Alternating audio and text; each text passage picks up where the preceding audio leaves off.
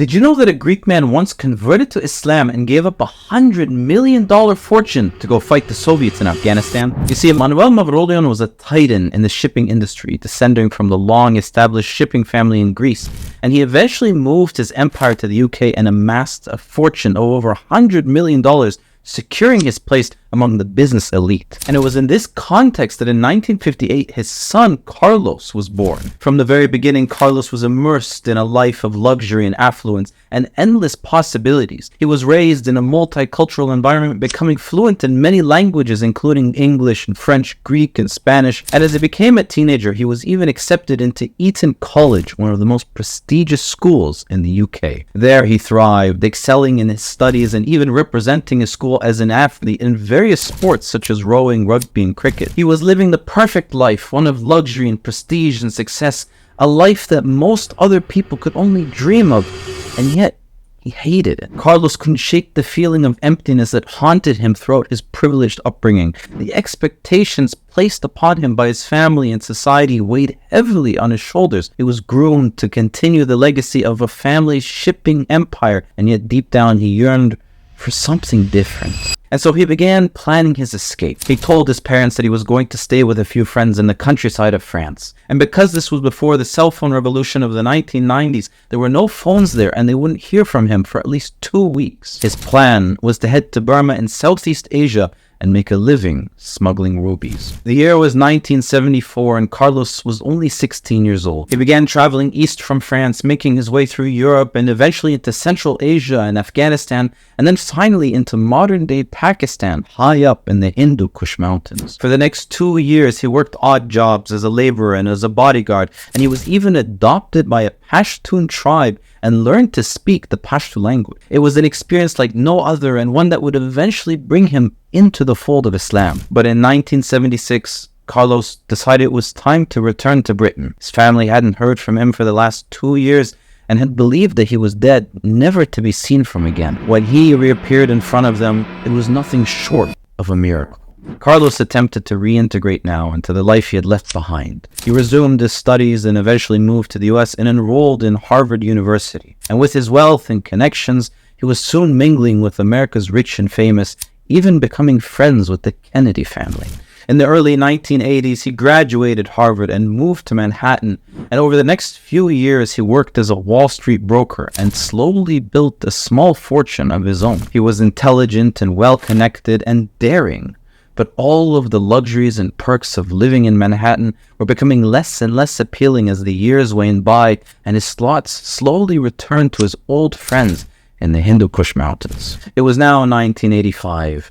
9 years had flown by since he had gone on his perilous journey to the east, and a lot had happened since then. In 1979, the Soviet Union had invaded Afghanistan and staged a coup, installing a communist government in the country. This led to a rise of a series of rebel groups known as the Afghan Mujahideen, who were supported by Pakistan and China and Saudi Arabia and even the United States. By 1985, fighting was still ongoing in Afghanistan between the Soviets and the Mujahideen, and as news of the fighting regularly reached the people of New York, Carlos decided he wanted to find his old friends and join them in their fight. So he booked a one-way ticket and boarded a flight to Islamabad, Pakistan. And when Carlos arrived in Islamabad, he took a car and drove it to Peshawar, a city near the border of Afghanistan. Many of the Mujahideen groups in Afghanistan had bases in Peshawar, and he managed to introduce himself and convince one of the groups to take him across the border. He was now 26 years old, a young Greek man from an affluent family sitting in the back of a Mujahideen truck, entering a war with the Soviet Union. He had sold all of his material wealth back in Manhattan. That life was now behind him.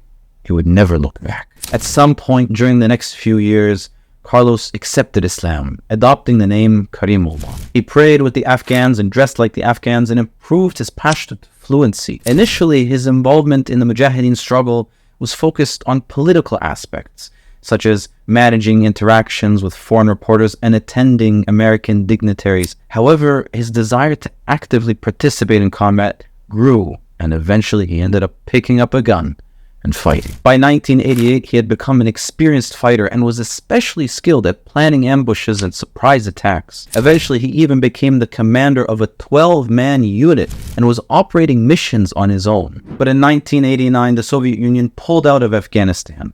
And while fighting continued against the communist Afghans who had allied themselves with the Soviets, Carlos took that opportunity to travel back to London and get in contact with news agencies there, requesting equipment and support in order to document the war that was still going on in Afghanistan. He was now both a Mujahideen commander and a war correspondent at the same time, shooting his AK-47 in one hand and footage from his camera in the other. By the end of the year, the war in Afghanistan had ended and the Mujahideen were victorious. Carlos then decided to travel to other countries which were experiencing their own wars and upheavals. He moved from Iraq to Sudan to Burma to Angola and Rwanda and even visited Somalia many times in between, all while documenting his travels and sending footage back to the news outlets in the West. In one instance, Carlos was seen standing on top of a jeep, clutching a handgun in one hand and a bag of cash in the other, while surrounded by a group of armed men shouting at him. Other war journalists from NBC and ABC had asked Carlos to pay the men for their protection, but Carlos refused to pay them until they first prayed their salah.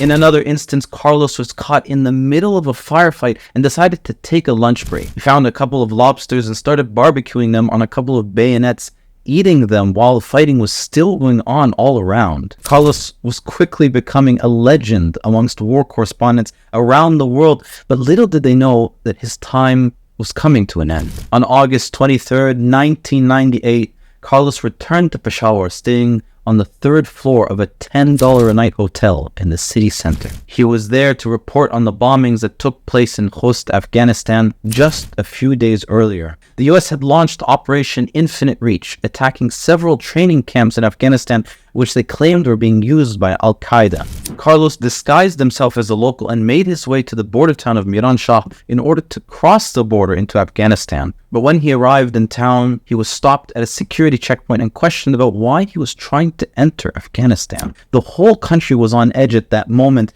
and they had decided to put Carlos on a bus and send him back to Peshawar. And when he arrived back in Peshawar, he went up to his hotel room, shut off the lights, lay in bed, and fell asleep. The next day, Carlos's phone started ringing, but there was no answer.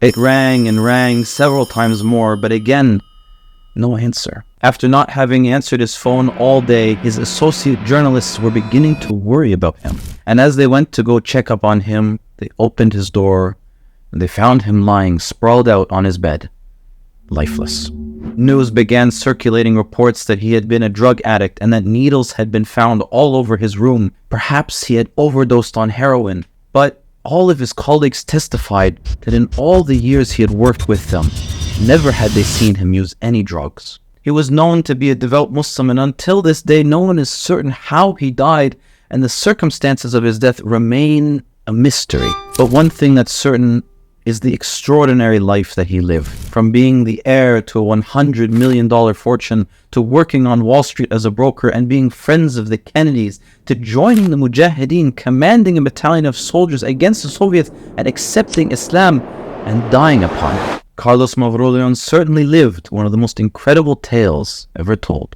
Like, subscribe for more Muslim Facts.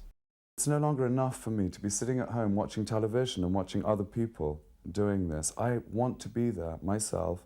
I want to be in the middle of it. I enjoy this. This is something that I do particularly well. I have no choice in the matter. God selected me to do exactly this job, and it's the reason that I do it.